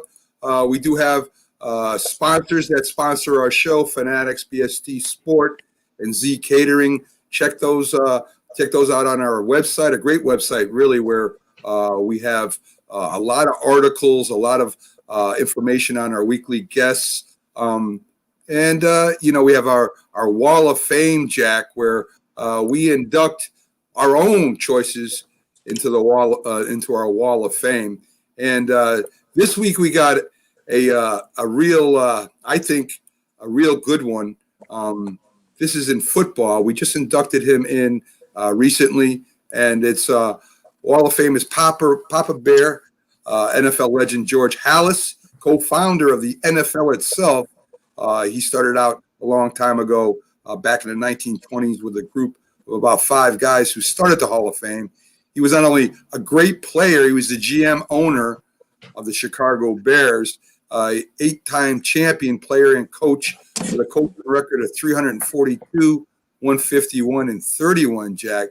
And it's right on our site right now. What can you say about George Halas, Jack? I mean, Papa Bear transitioned from one of those true pioneers at the beginning of the NFL to decades. I think you mentioned a trivia question that was astounding. He was the right fielder that was replaced by Babe Ruth on the Yankees. So he even had that baseball background, and they revered him. The modern generation after him revered him, such as Mike Ditka. Mike Ditka loved George Halas, the great Gale Sayers. He had those guys who he coached, and he meant so much to the league. He was more than just a coach. In the early years of the league, he helped form how the NFL would be run and so on, and it's a true legend of the sport. And those are the guys who we're focusing on for our Wall of Fame, I think, in the beginning. I think it's important the pioneers, because George Halas was more than just a coach. For what he meant to the league in general, was invaluable.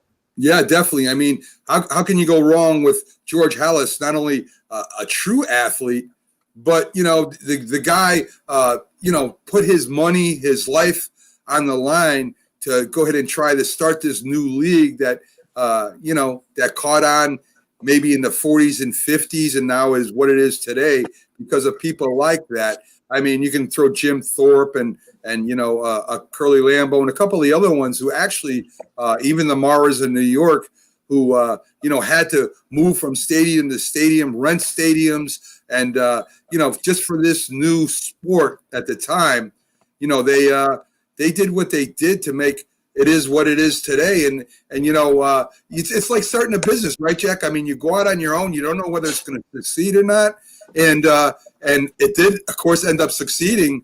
But I mean, God, I don't know how scary that must have been way back then, Jack. People at the time, how do I say? Let me start over. Right now, on reflection, it's hard to believe that you had these owners who were scared, or potential owners who were scared to buy an NFL franchise in the 1940s, 1950s, even 1960s, because the value has went up incredibly. It would be like someone approaching us to buy an indoor soccer team. And we Right. think, how valuable can an indoor soccer team be and have it become one of the biggest sports entities ever? We couldn't imagine that. But that was the thought of certain sports at the time, like the NFL. The NFL didn't really hit a peak in popularity until the Baltimore Colts beat the New York Giants in the NFL championship game in 1958. Before that, it was just another sport. Very Same way true. with the NBA. As early as the 1982 season, the NBA playoffs were on tape delay. They weren't even shown Yeah. live some of the time. Okay? So what Papa Bear meant to just the whole city of Chicago and everything, as I said, just very worthy guy to get in the wall of fame. You want to honor these pioneers, I think, more than you do players, because there are a lot of great players. Don't misunderstand me. We like singling them out, their achievements, what they mean to the heart and soul of the franchise. But the pioneers are the guys who truly took a risk. And in the case of George Halas, they put their own money up taking that Very risk. true. Very true, Jack. So, Jack, we do have our almost daily trivia question that I ask you, and this is going to deal with George Halas. So this kind of, it kind of runs together. And Jack, so, they're known as the Chicago Bears right now. But could you guess why their team was called the Chicago Bears? Why they took that name? I thought you were going to ask me a question that I might be able to get, like, what year did they win the NFL championship with George Halas as the coach? What year they beat the Giants? 1963. I think Right. the score was 10-7. It was a low-scoring game. Why did they take the name the Chicago Bears? Right. Why did they change? Honestly, Mac, would just be taking a guess here. Why they took a name Chicago Bears. I'm linking Bears to Chicago. You don't really have Bears around Chicago. Right. Now, normally you want to link one with the other. We had on Ed Brophy before, and you know what? I'm double talking you now, Mac. Yes, Fine you are. time. Do you know what Canastota is known for? Onions. Right. The Carmen Basilio was the onion farmer known. Yeah. Right. Right. I honestly am clueless why they named the name the Bears. Just no clue. Well, Jack, I gave it away a little bit when I was talking about it, as they had to go and rent stadiums. Well, George Halas rented the stadium from the Chicago Cubs. So as a tribute to letting them play at Wrigley Field, he changed the name to the Chicago Bears in a tribute. Cubs, Bears. Yeah, makes sense. Right. Good. So that was his tribute to him, and kind of a thank you that they gave him a place to play. Oh, okay. Never would have known that. That shows loyalty on the part of George Halas and appreciation for someone helping him out. Now there were name changes we didn't really talk about the Cleveland Indians. They're going to be Right. changing their name. And if the Indians are changing their name, I would imagine the Atlanta Braves and Kansas City Chiefs are going to come under a little pressure, might not be far Yeah. behind.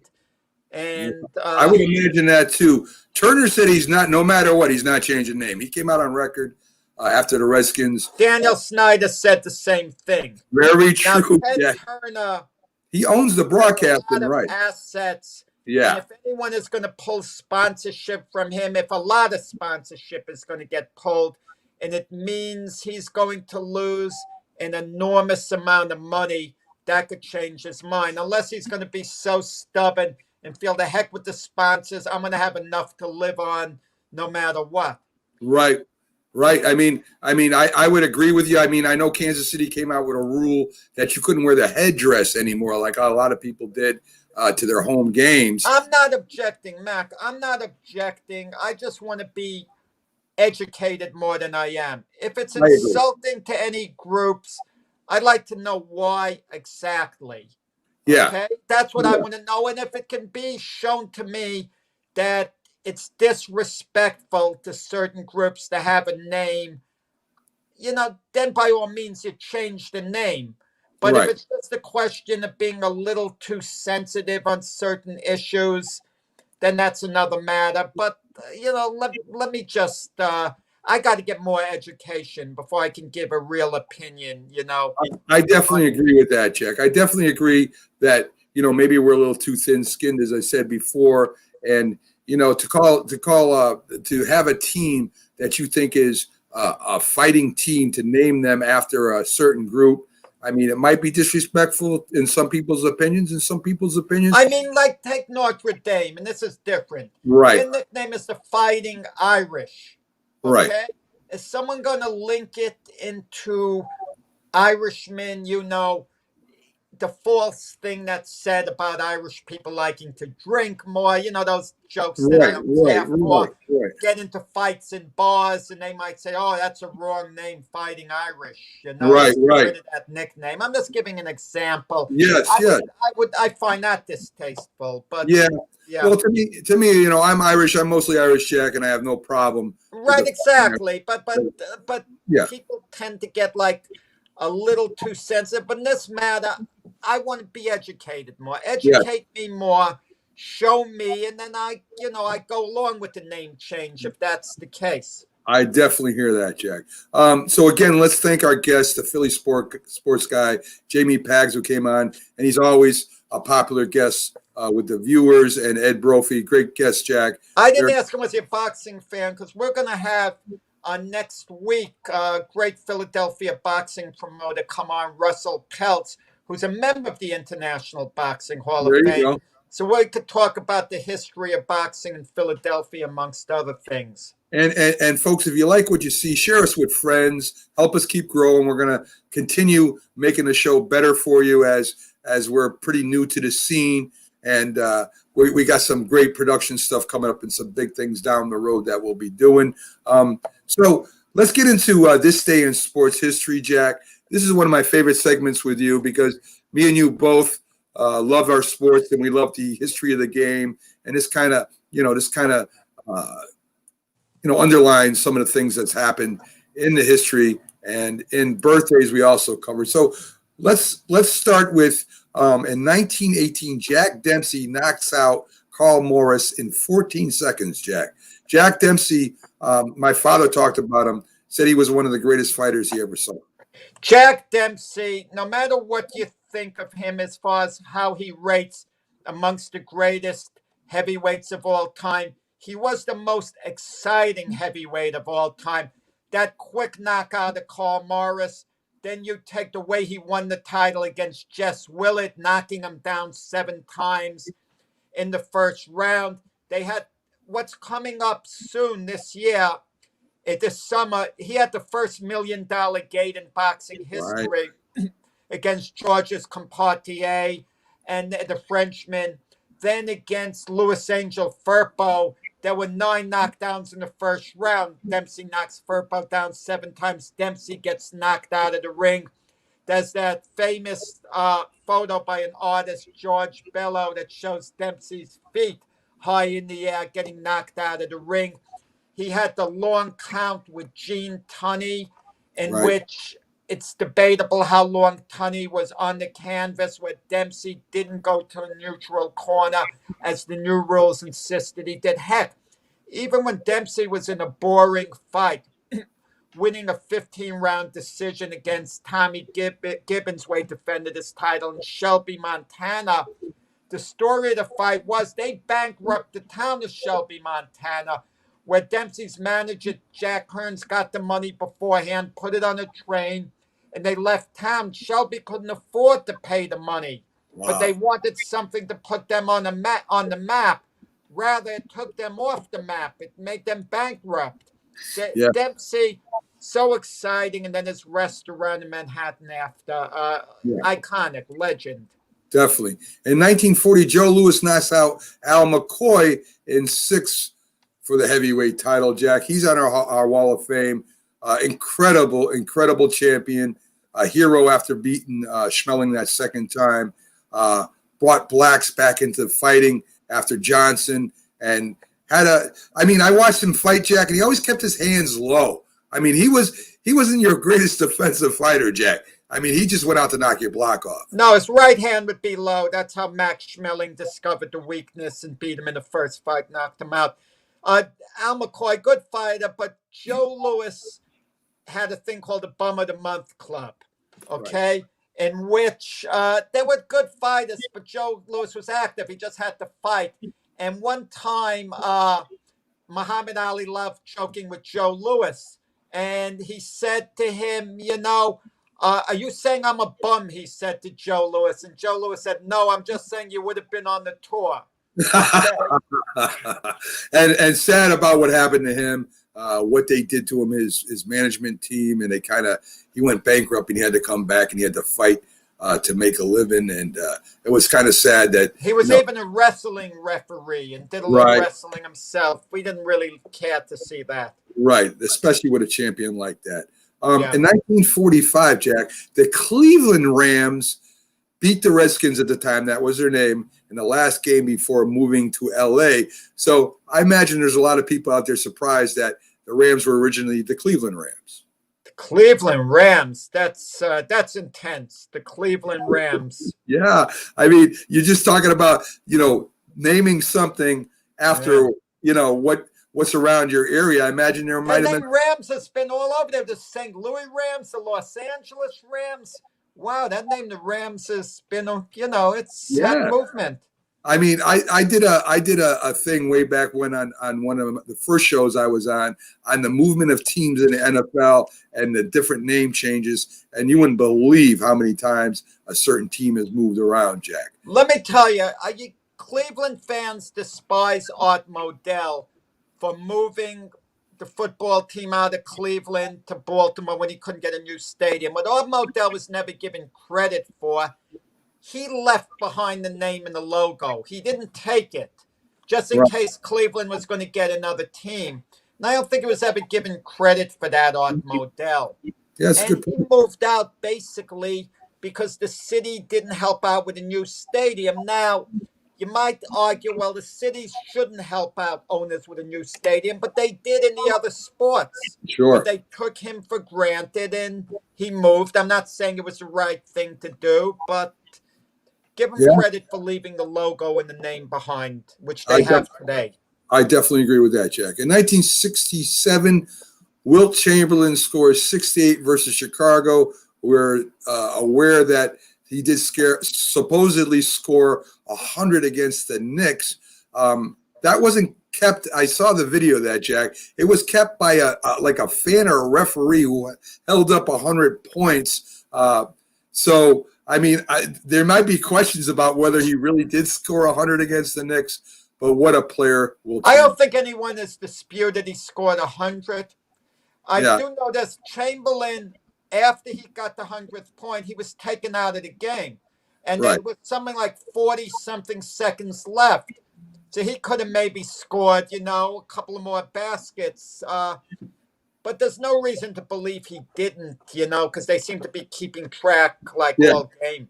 Yeah. So, but one of the greatest scoring centers and rebounders of all time. He was in the zone that game, 28 for 32 from the foul line, right, which for him was like phenomenal. Unbelievable. In 1972, Miami becomes the first NFL undefeated team. We've talked about this in the past. There was another undefeated team before became the NFL, and that was the Browns when there was a different league. You know what people don't realize about Don Shula? When he was the head coach of the Baltimore Colts before coming to Miami, the NFL had a 14-game schedule. He did have an unbeaten team going into the final game of the year. The Colts had 11 wins, no losses, 2 ties. They had ties then. And they played the Rams on the last game of the season. And the Rams were a powerful team.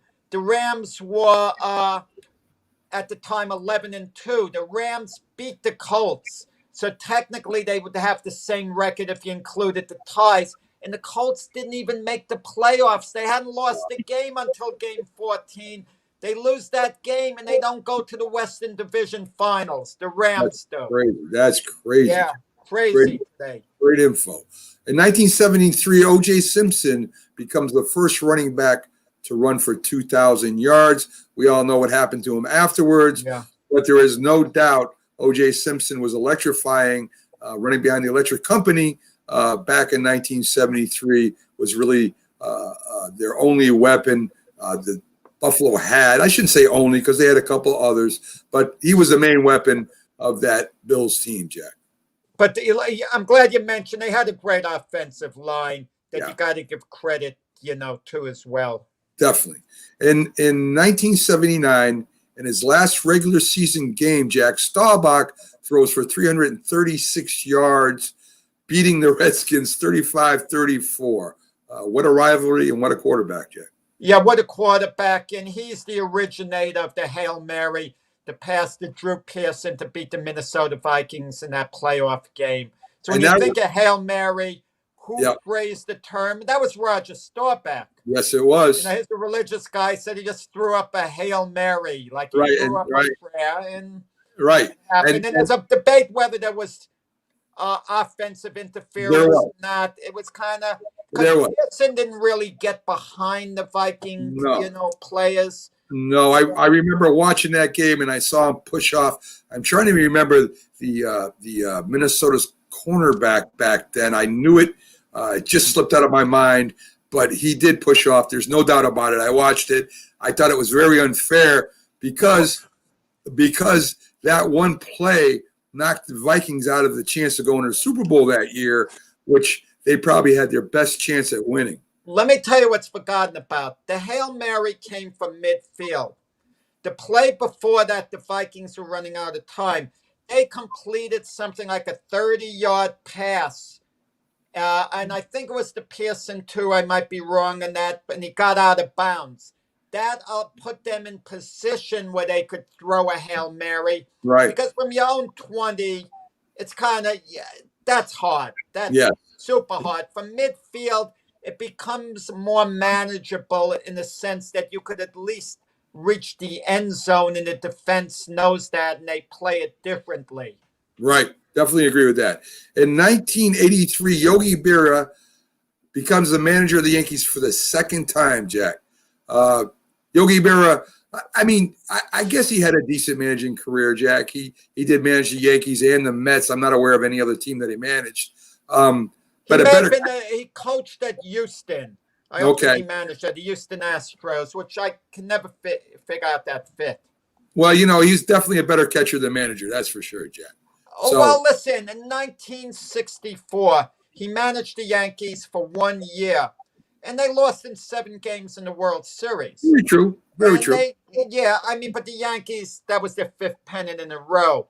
And then the Mets in 1973, he was their manager. They lost in 7 games to the Oakland Athletics in the World Series. Had he won those 2-game 7s, you might be saying he was a great manager, but Yogi wasn't considered elite. Tom Seaver wasn't crazy about him as a manager, even though he seemed to like Yogi personally. Yeah. Some of his moves, like he pitched Tom Seaver in Game 6 instead of Game 7 against the A's. the way people thought, he should have saved Waited. Seaver for the ultimate game. Yeah, But Yogi had 2 stints with the Yankees, only one under George Steinbrenner. And in yeah, his second year with the Yankees, he managed to last the second year because the Yankees closed strong the first year, Mac. He was fired after 6-10 start. He wouldn't come back to Yankee Stadium for a lot of years till that's true. Steinbrenner made peace. That's very true, Jack. Very true. And two good points there that I didn't think of, Jack. If they did win them 2 game 7s, we might be talking about him as a great manager too.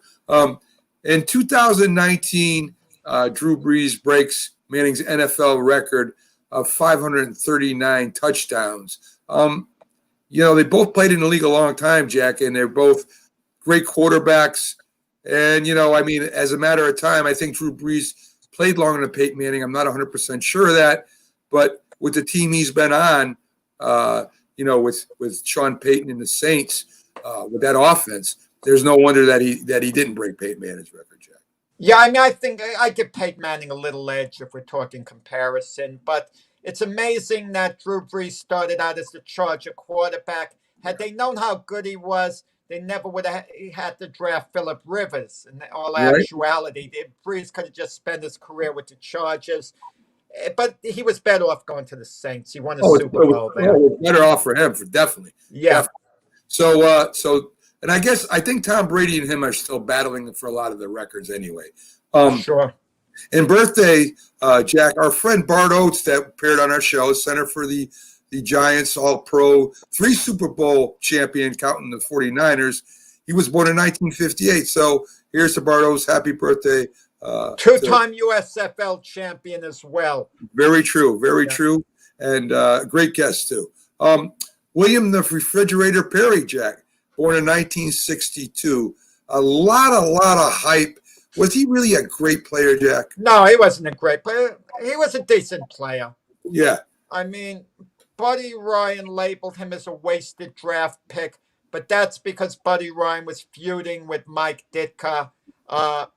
William Refrigerator Perry, he was charismatic, getting the name Refrigerator, a very heavy guy. And it caused a lot of ill feelings on the part of Walter Payton when late in the game, when they were blowing out New England in the Super Bowl, Payton hadn't scored a touchdown yet because the Patriots' game plan was to key on Walter Payton and not let him score. Mike Ditka called a play for Refrigerator Perry on a handoff. Now, he's a defensive guy, but occasionally they used him at the goal line because he was such a big body from 1 yard out. He was so hard to stop. Yeah. I mean, very athletic. I saw some video footage of him at the time, and jumping from the floor to the table for a 320-point. No, I mean, an okay player. Not, was he worth the #1 draft choice? Probably not. But he was a decent player, passable player. Yeah, definitely. And one of the first big athletes, maybe that's why, they showed so big much body on defense. Yes, yeah. In 1965, Jack, New York is the birth date of the New York Mets outfielder Chris Jones, a good player. I threw him in there, of course, because for our Mets fans. And in 1966, center Clifford Robinson was born, Jack. And again, a good NBA player. I don't know if he was great, but he was a very solid NBA player. Yeah. Yeah. So, Jack, we're about to get out of here. We got a couple minutes left. Again, thanks to Philly Sports Guy for coming in, Jimmy Pags, we call him. And again, to Ed Brophy for stopping in. It was a great show. What do we have tomorrow, man? Hold on, Jack. We're going to get to that. Just put on a little outro music. Tomorrow, we're supposed to have scheduled on the Iceman John Scully, former Golden Glove champion and trainer of champions right now, working with Otter Better Beef. And we also got a new guest coming up, Jack. Jack, he's with our new hockey analyst will be coming on board. Carter Better-Vinga. He's has a show called Four Stripes on Ice. Very knowledgeable. Worked with him before. So we're going to start getting hockey in there, Jack, because in January 15th, the season's supposed to start. And we'll see if we're going to have a regular season, if there's a bubble. I mean, and we're going to be concentrating on all the Northeast professional hockey teams from Boston, New York, and Philly. So, folks, thanks for stopping by. We'll be on again tomorrow, 8 to 10 a.m. And it was a great show and had a lot of participation, which I loved having them out there. Join us tomorrow from 8 to 10 a.m. Enjoy your day, and hopefully the snowstorm doesn't knock us out tomorrow, Jack. So have a great day, folks. And for me and Jack, we'll see you tomorrow.